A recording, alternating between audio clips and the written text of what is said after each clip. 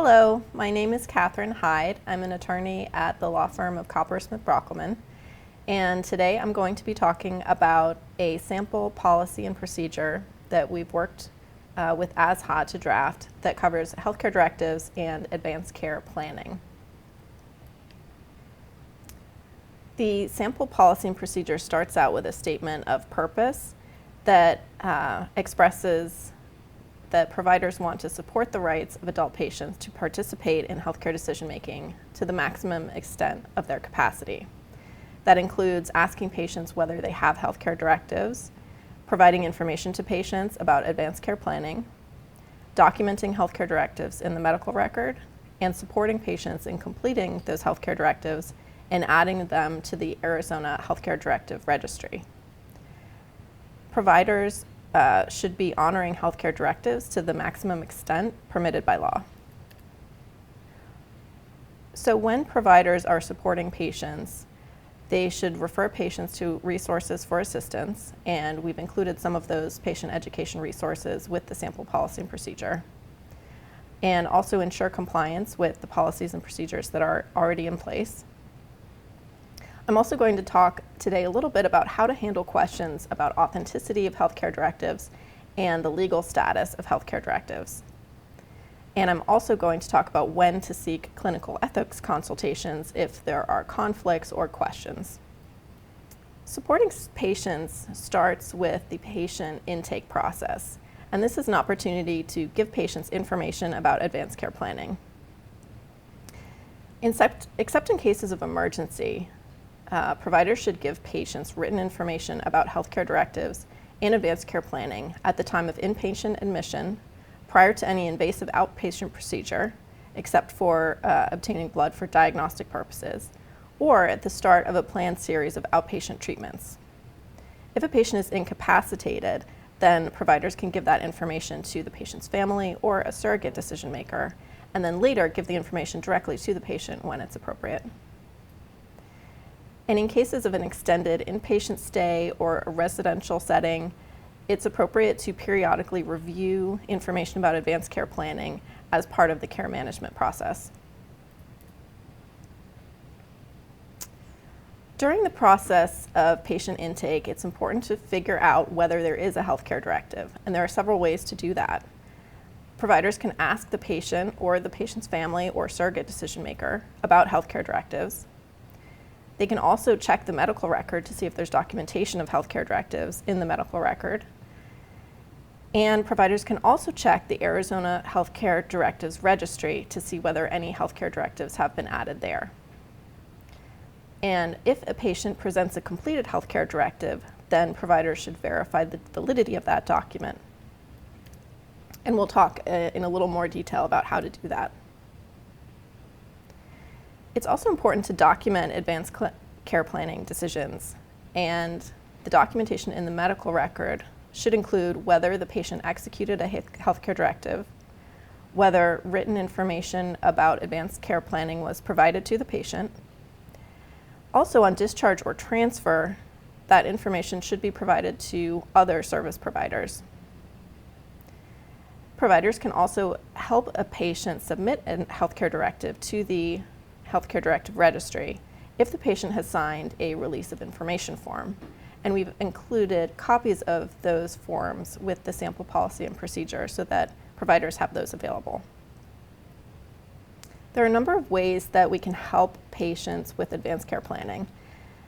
First, there's general assistance with completing the forms, help finding the forms, and providing information and educational materials to the patients. And we've also included some examples of those educational materials that may be helpful. The Arizona Healthcare Directives Registry is a resource that can be accessed by patients, people who have submitted a document to the registry, surrogate decision makers, and healthcare providers to determine whether a patient has executed a healthcare directive. Although healthcare providers are not required to check the registry, it is advisable because there is immunity from criminal and civil liability for any good faith healthcare decisions made in reliance on an apparently genuine healthcare directive received from the registry. Now I'm going to talk about a few different kinds of healthcare directives There are specific types of healthcare directives that are recognized under Arizona law, and each of them is a little bit different. So I'm going to go through them one by one. These types of healthcare directives include a living will, a healthcare power of attorney, a mental health care power of attorney, pre-hospital medical care directives, and portable medical orders, which are called POST forms. I'll start out with the living will. This is a document that is a written statement about future medical care. It is an expression of the patient's wishes, and it can be a standalone healthcare directive, or it could be attached to a healthcare power of attorney. In order to be legally valid, it must be notarized or witnessed, and that witness or notary must affirm that they were present when the patient signed and dated the living will, that the patient appeared to be of sound mind and free from duress at the time it was signed. If the patient is unable to physically sign the document, then the witness should also affirm that the person directly indicated that the living will expressed their wishes and intended to adopt the living will at that time. One of the questions that often comes up is who can be a notary or a witness for a living will or other types of healthcare directives. And for the living will as well as power of attorney, it needs to be a person who is not directly involved with the provision of healthcare to the person at the time that the person signs the healthcare directive. So it could be an administrative staff person or a social worker or some other person who is employed by the facility where the patient is being treated but is not in a direct caregiving role in the provision of healthcare. In addition, if only one person witnesses the living will or other healthcare directive, that person cannot be related to the patient by blood, marriage, or adoption, or entitled to any part of the principal's estate by will or by operation of law at the time the living will is signed. That means it can't be a family member and it can't be someone who would benefit financially in the event of the patient's death, either because of a will or because of a family relationship. And finally, if the document names an agent who's authorized to make decisions on behalf of the patient, that person cannot be the witness. Now I'm going to talk about healthcare power of attorney. This is a written statement in which an adult, called the principal, names another adult, called the agent, to make healthcare decisions for the principal if that person is unable to do so themselves. And it may or may not include an expression of the patient's wishes concerning medical treatment. Sometimes a healthcare power of attorney may name a backup agent, who is a person who can serve as an agent if the first agent is not available or is unwilling to do so. Questions sometimes come up about the scope of an agent's authority. What decisions can they make for the principal? And generally, they can make the same decisions about healthcare that the principal could make for themselves, except that it's limited by any express language in the power of attorney, by a court order, or the patient's wishes as expressed in a written healthcare directive or otherwise. So if the patient has a living will that sets out their wishes, the agent's authority under the power of attorney would be limited by that other healthcare directive. Additionally, if the patient has made their wishes known verbally to the agent's authority is also limited, and the agent needs to follow the patient's wishes. Questions also come up about whether agents under a healthcare power of attorney can make mental health care decisions. And the answer is they can, unless the patient has a separate mental health care power of attorney that designates someone else as the agent for mental health care decisions. And the healthcare power of attorney has the same legal validity requirements as a living will. The notary or witness must affirm that they were present when the patient signed and dated the power of attorney, that the patient appeared to be of sound mind and free from duress, fraud, or undue influence at the time. And again, if the patient is unable to sign, the person must also affirm that the principal directly indicated that the document expressed their wishes and they intended to adopt the power of attorney. Now I'm going to talk about a mental health care power of attorney. This is similar but a little more specialized than the general health care power of attorney. This is a written statement in which an adult, the principal, names another adult, called the agent, to make mental health care decisions for the principal if they are incapable. Incapable has a specific meaning. There needs to be a finding by a licensed psychologist or physician, meaning an MD or a DO, who is a specialist in neurology or psychiatry and believes the principal is unable to give informed consent to treatment. The agent has to be a person who is not directly involved in the provision of health care at the time signed. So it can't be a healthcare provider. And as we saw with the healthcare power of attorney, the scope of the agent's authority is limited by any express language in the power of attorney, a court order, or the patient's wishes as expressed in a healthcare directive. And if the patient has made any verbal expression of their wishes, the agent's authority is also limited by that verbal expression of their patient's wishes.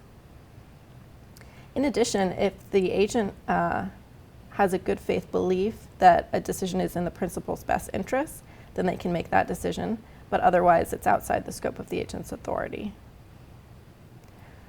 Questions also come up about how an agent can access medical records and whether there needs to be a separate authorization in the power of attorney stating that the agent can access the patient's medical records.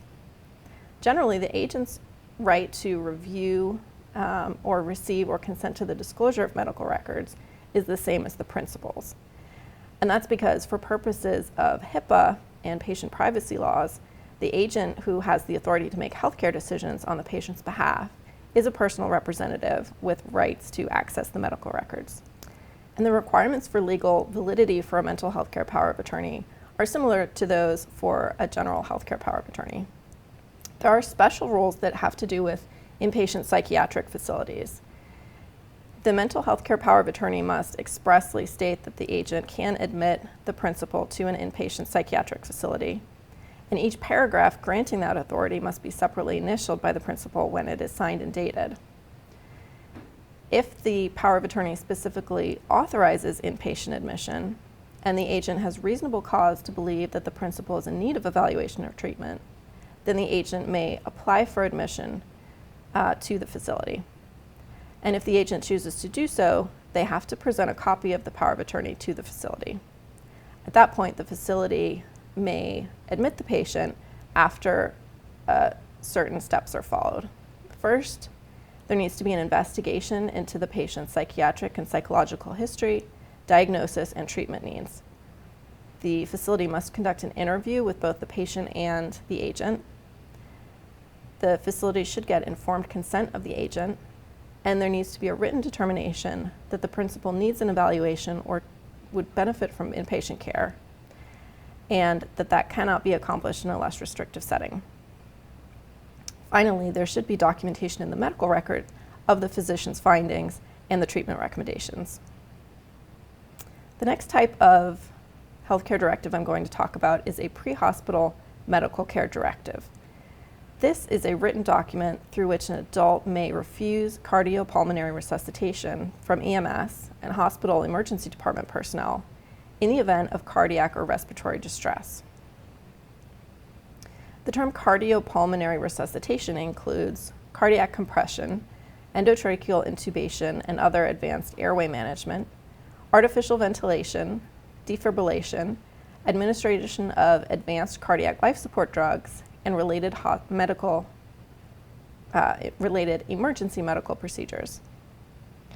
It's important to note that the pre-hospital medical care directive only applies to EMS and hospital ED personnel and should not be relied on for hospital inpatients or for outpatient departments.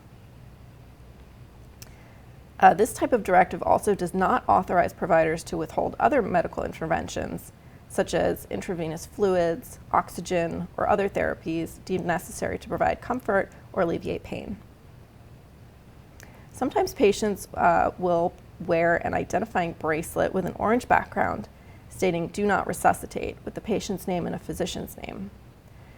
If a patient is wearing a bracelet like that, then that's an indication to the provider that they should look for a pre-hospital medical care directive. The bracelet itself is not a medical care directive, but it is a good indication that the patient has one. So the provider should make a search for that, either by asking family members, a surrogate decision maker, or checking the Arizona Healthcare Directive Registry, or checking the medical record. Pre-hospital medical care directives are valid if certain technical legal requirements are met. It has to be printed on an orange background, either in letter or wallet size, and it must contain precise language set out in the statute. There is an exception to the orange background requirement if the medical care directive is accessed through the healthcare directive registry, because in that case it would display on screen without the orange background, and that's fine. The pre-hospital medical care directive must be signed by a licensed healthcare provider, which means a physician, meaning an MD or a DO, a registered nurse, a licensed practical nurse, a nurse practitioner, physician assistant, or a dentist. And for more information about which types of licensed healthcare providers can sign that form, we've included some guidance from AzHHA addressing that in the attachments to the sample policy and procedure.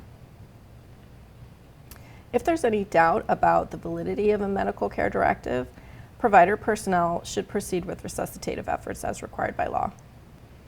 Next, I'm going to talk about POST forms. These are portable medical orders. It's a form that's completed by a healthcare provider specifying how the patient would like to be cared for given their current condition and situation.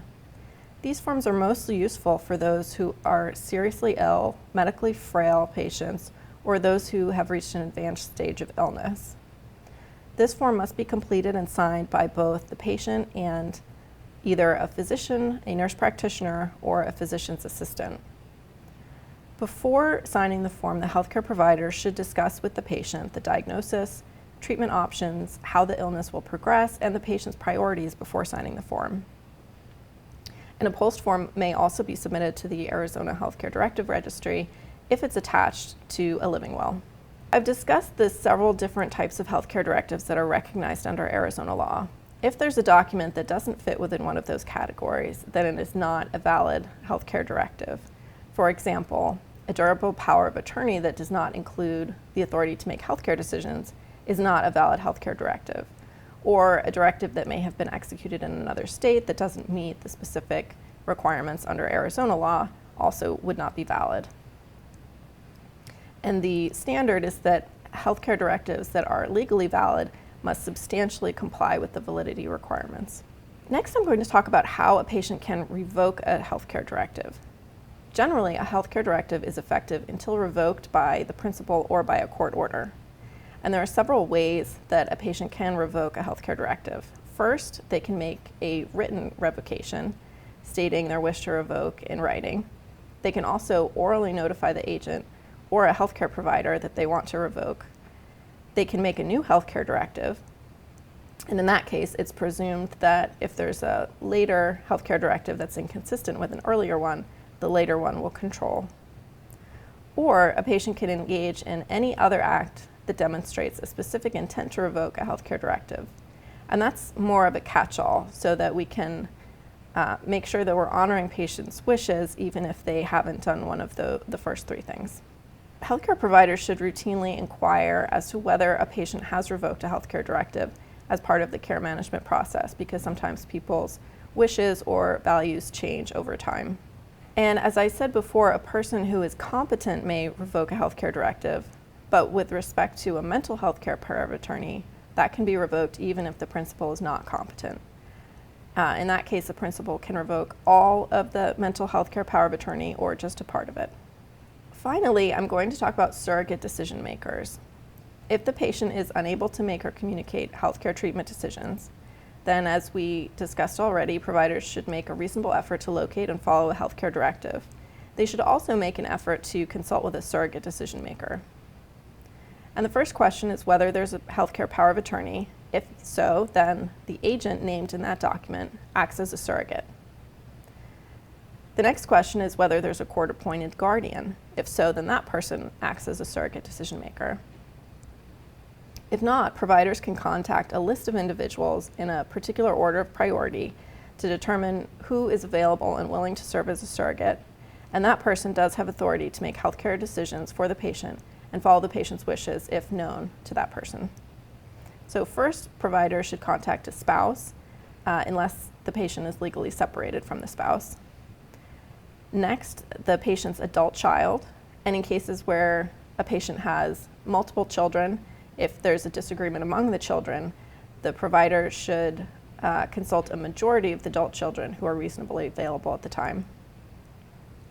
Next, providers can consult the patient's parent, then the patient's domestic partner, then the patient's sibling, and finally, a patient's close friend who has exhibited special care and concern for the patient, is familiar with the patient's healthcare views and desires, and is willing and able to become involved in the patient's healthcare and to act in the patient's best interest. And what should providers do if none of those people are available and willing to act as a surrogate decision maker? In that case, an attending physician may make healthcare treatment decisions for the patient after the physician consults with and obtains the recommendations of an institutional ethics committee. If that's not possible, the physician may make decisions after consulting with a second physician who concurs with the physician's decision. What decisions can a surrogate make? What is the scope of the surrogate's authority? The surrogate's decisions must be consistent with the patient's wishes expressed in a healthcare directive. The surrogate can also make mental health care decisions if the patient is incapable, and that definition of incapable is the same as what we talked about earlier with the mental health care power of attorney. And again, there are special rules that relate to inpatient psychiatric facilities. The surrogate can request admission of the patient to that type of facility, and the admitting officer can admit the patient if they have reasonable cause to believe, after an examination, that the patient is incapable and likely to suffer serious physical harm or serious illness, or to inflict serious physical harm on another person without immediate hospitalization. Some of the questions that often come up in this area is what to do if there are conflicts between different healthcare directives or between different decision makers. So first, what if there's a conflict between two different healthcare directives? If they're both valid healthcare directives, then the most recent directive controls. What if there's a conflict between a surrogate's decision and a healthcare directive? And as we mentioned before, the surrogate's authority is limited by the patient's expression of wishes in a healthcare directive. But we also need to verify the validity of the healthcare directive. So in that case, we recommend that healthcare providers should escalate to administration or risk management personnel to get help making those determinations about the surrogate's authority and the validity of the healthcare directive. What if there's a conflict between a healthcare provider's order and a healthcare directive or an agent or surrogate's decision? In that case, we presume that the healthcare directive, the agent's decision, or the surrogate's decision is the decision of the patient, and so it would be treated in the same way as a patient's decision for themselves. We also need to keep in mind the patient's right to refuse treatment and honor that right for a patient who is competent to refuse treatment, even if that decision revokes a previously signed healthcare directive, and even if the treatment is necessary to life or good health. If a patient is incompetent to make that decision, but appears to indicate a desire to refuse treatment, healthcare providers should escalate to administration or risk management personnel for help with that situation. And a provider can also decline to comply with a decision or a direction that violates the provider's conscience. However, in that case, the provider must promptly transfer responsibility for the patient's care to another provider who will implement the healthcare directive. And we've included, as part of the sample policy and procedure, a number of additional resources. This includes all of the forms that I've talked about, as well as some patient education materials, and also AzHHA guidance on who can sign a pre-hospital medical care directive. I hope those resources are helpful as AzHHA members are updating their policies and procedures and working on implementing those procedures to honor patients' right to participate in healthcare decision making to the maximum extent of their capacity. Thank you.